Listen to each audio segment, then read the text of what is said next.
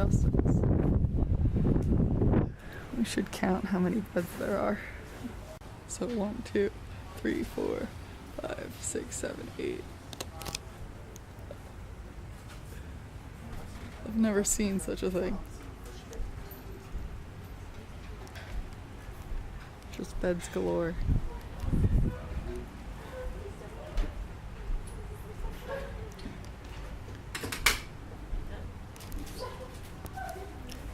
But I will say it's each one has a really nice fan. So yeah, for $5 or $6, it's an interesting experience. Alright, so we're in Siem Reap now, Cambodia. We got here last night, and it was brutal, the experience. First of all, we didn't know that it's also a New Year's celebration here. I guess, like, in hindsight, it's kind of obvious since everywhere else in Southeast Asia is celebrating, so why not Cambodia? But it's also Khmer New Year, as they call it here.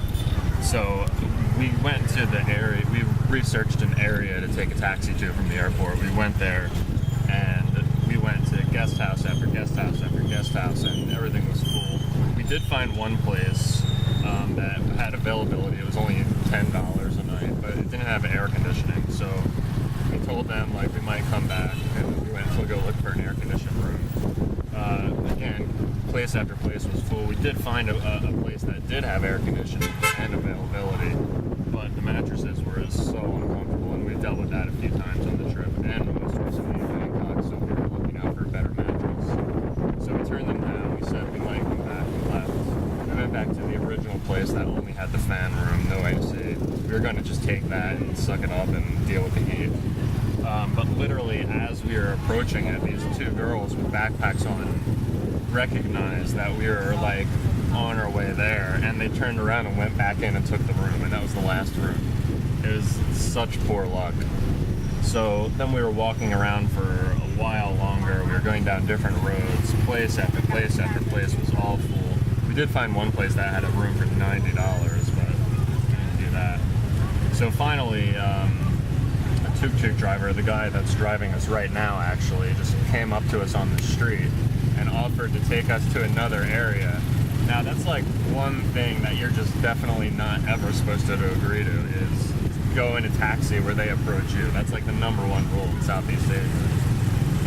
But we really had no other choice. There was nothing else available where we were, and we talked to him for a few minutes and kind of gauged his demeanor, and it felt okay enough to go. And it's not like it's ever dangerous. It's just like you're in danger of being ripped off, but like your safety is never in danger. So we figured the worst that happens is we're just stuck with no room anyway, which was the exact predicament we were in to begin with anyway.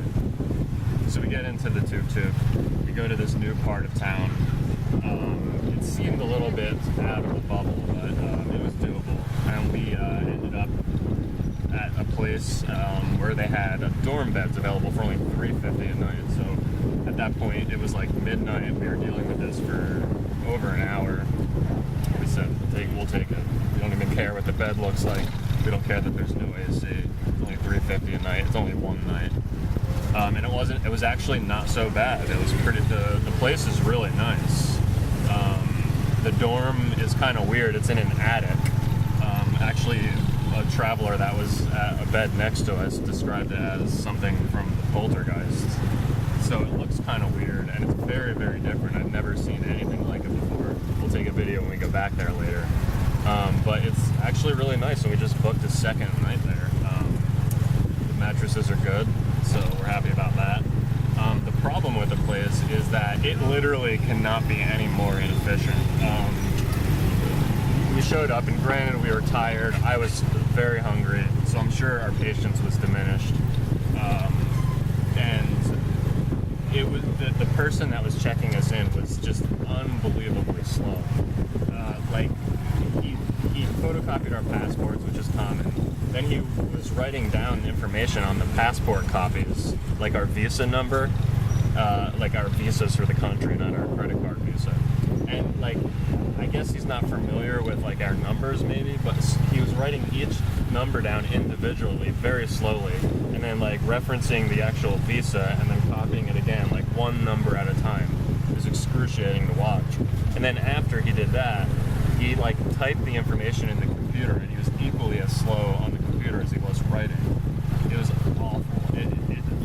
I was literally checking in for 20 minutes, and there was nobody else in line before me. So then we checked in. Kristen went to bed. She wasn't feeling well. I was starving, so I went out to get some food, but by this time it was like midnight, and despite it being Khmer New Year and there were thousands of people roaming the streets, every single restaurant was closed, and there was no street carts of food. I couldn't believe it. And so I was walking around. I started asking restaurants where to go for other restaurants that were still open, and I finally found a barbecue place. And the one redeeming factor to this is that it was amazing food. I mean, I was hungry, so that didn't hurt. But I got shish kebabs, barbecue chicken, and 2 orders of each. So it was a huge plate of food. I also got 2 beers. It ended up being $11. I thought it was a mistake. I thought they didn't charge me for the beer. But they did. It was just incredibly cheap. So at least I got a good meal at the end of it.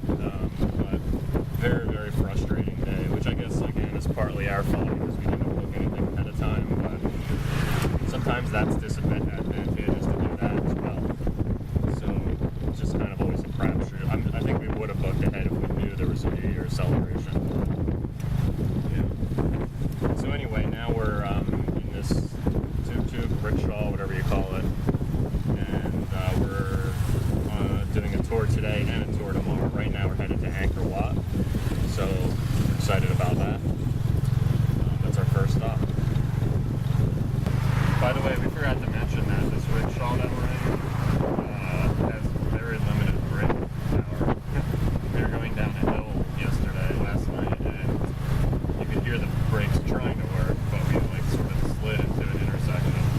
A motorbike had to slam on their brakes to avoid hitting us, and our driver looked at that driver as if it was his fault. It wasn't. Yeah, and our driver also splayed out his feet, slammed his flip flops onto the ground as if that would. It just probably tore up the bottom of his flip flops. We kind of forgot about that as we fired him again today. But it's really flat here, so we don't need brakes anyway. Yeah, we'll just get there fast.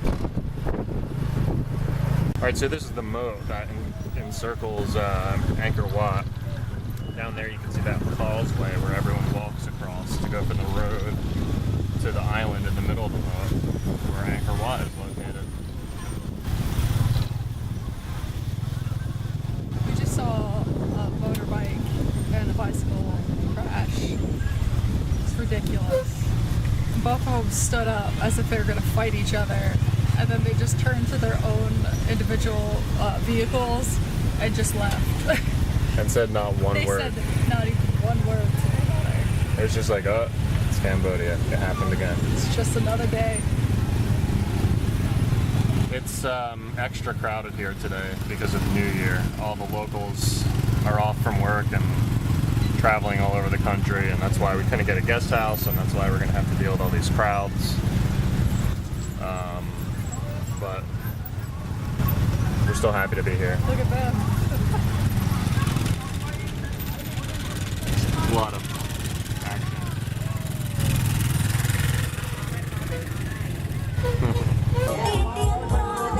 Alright, this is our first view of Angkor Wat.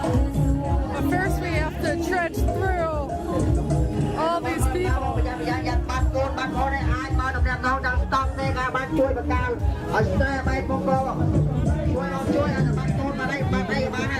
I'm shocked at how many locals there are over the amount of tourists there are. There are like no tourists here. I mean, I'm sure there are a lot of tourists, but they're completely drowned out by the locals. Yeah.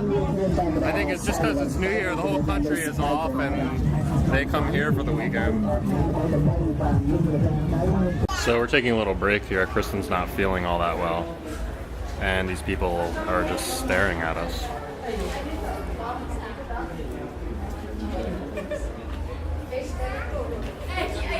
It's pretty strange. We're just sitting here eating, and you know.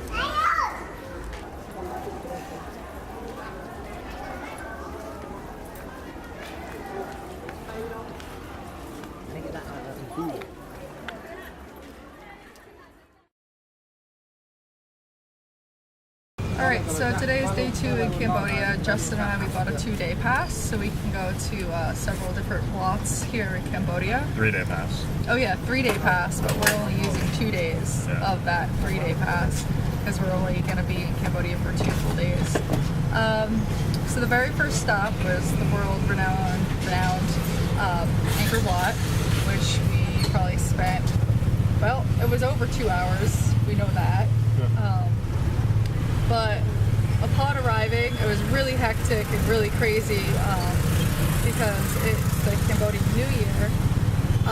So it was really cool to see. But as soon as we got there and walked over the moat, I started feeling really faint, queasy, nauseous, all the above, and I thought I was going to pass out. So I had Justin hold on to me because I was fearful of fainting. We went into the shade and stayed there for what, an hour? Something like that, yeah. I got some food, came back, she was looking the same. Justin got some food for me because I thought, I just needed some nourishment. So I was going to pass out. So we started walking some more, and I projectile vomited all over Angkor.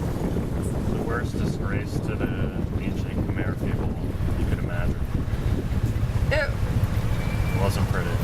was not pretty. On Angkor Wat itself. Yeah. So anyway, we went to a pharmacist. We left as soon as we could. It took us a while because I was very, very weak, and walking was quite laborsome for me. But we went to a pharmacist afterwards. The language barrier was huge. Our tuk-tuk driver was trying to describe to her our symptoms, and he was suggesting to her what we should take, which is probably never good. she wasn't very helpful. Yeah, I even was descriptive. Seemingly, though. But we did get the right stuff in the end. Well, that's because we kept insisting antibiotics, and we listed a few antibiotics that we knew. Yeah, it took some encouragement from us to get the right stuff, that's for sure. Yeah, which I kind of don't understand, because I feel like this is pretty universal for vomiting. But yeah, so we took a bunch of medicine. I took a bunch of medicine. I feel much better now. I'm in better spirits. Last night was the first night, really in 3 days, that I was able to hold down any food, which explains why I was so weak in the first place. So here we are. We're hoping we could actually see some Wats today, and we're going to try to go back to Angkor Wat. So Attempt number 2. We've just reached Ta Prom. That's the name of this little site here. Luckily, it looks like more people are leaving than people are entering. yeah. That's the advantage to not waking up early for the sunrise. The etchings in these rocks are pretty deep. Something I noticed yesterday at Angkor Wat is, even though I didn't get like a real deep look, it was just a superficial overview of the place because we didn't get to go that far. The etchings that I saw were really shallow. And I was actually kind of disappointed by it.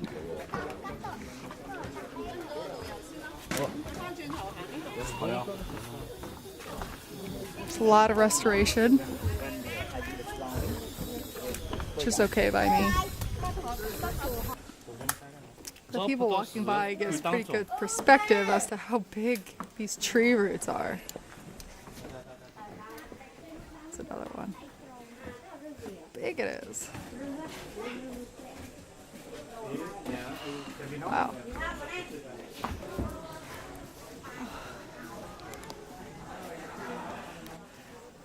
It's literally held up with scaffolding.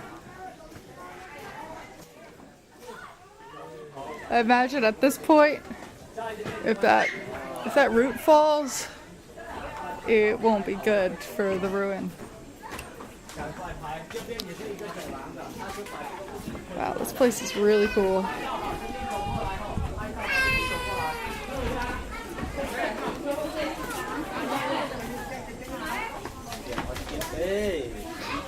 I just heard Someone mentioned something about an echo chamber, so I'm not sure if these little structures here are echo chambers. Maybe you stand inside of them and yell and like it echoes. Oh. Hello, hello, hello, hello, hello. Or the Burmese are coming, the Burmese are coming, the Burmese are coming.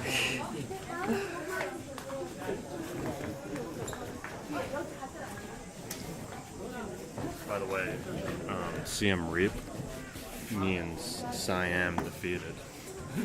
And Thailand used to be called Siam, so it was a little awkward being in Bangkok, like on our way here and telling the taxi driver we're going to Siem Reap. And the girl at the airport checking in, we're going to Siem Reap.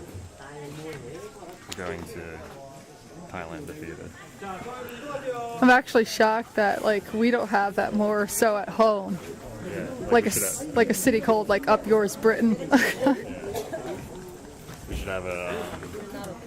We should have like a city called like Germany defeated. Nice try, Japan. You think that's a good one?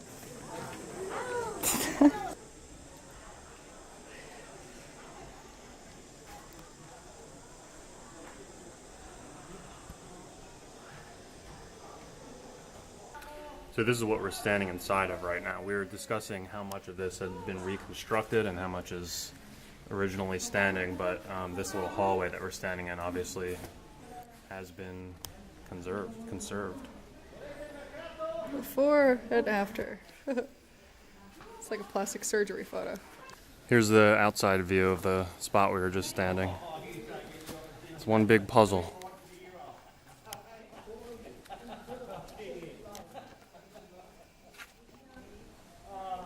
This is Kristen not sick.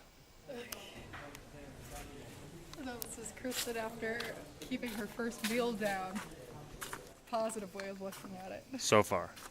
So Justin and I always have a nice chuckle at people whose just photography skills are just completely lackluster. We asked for a photo in front of a world famous place and they either cut off the place or they zoom in so you can't tell where the hell we are. And we were just in this in front of the beautiful temple with the temple in the background, and we'll show you the picture that was just taken of us now. We always feel like jerks having to be like, hey, like, you know the reason why we're here, like this gigantic thing behind us, do you mind getting us and that in the same photo, if you can. And it's not just like every once in a while. It's literally like more than 50% of pictures. Like it's to the point now where we ask for a picture to be taken. We're like, oh boy, like what's gonna happen with this one? Does this person look competent at all? Sometimes they do look competent and they have like a big fancy camera. We try to target them, but more than 50% of the times it doesn't even matter. Yeah, we've even gotten to the point where we'll stand behind someone and look at what photo they're taking and just chuckle at them. And then like if they pass the cut, then we'll ask them, do you mind taking our photo?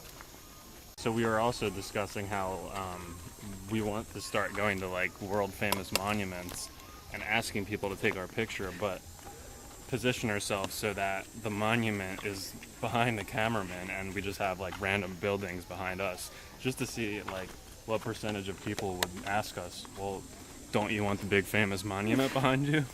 I really think that it would be like a very small percentage of people that would even think to ask that. Yeah. It's just baffling to us. We just can't understand. We're in the world of selfies now. Selfies taking in bathroom mirrors. This is bad.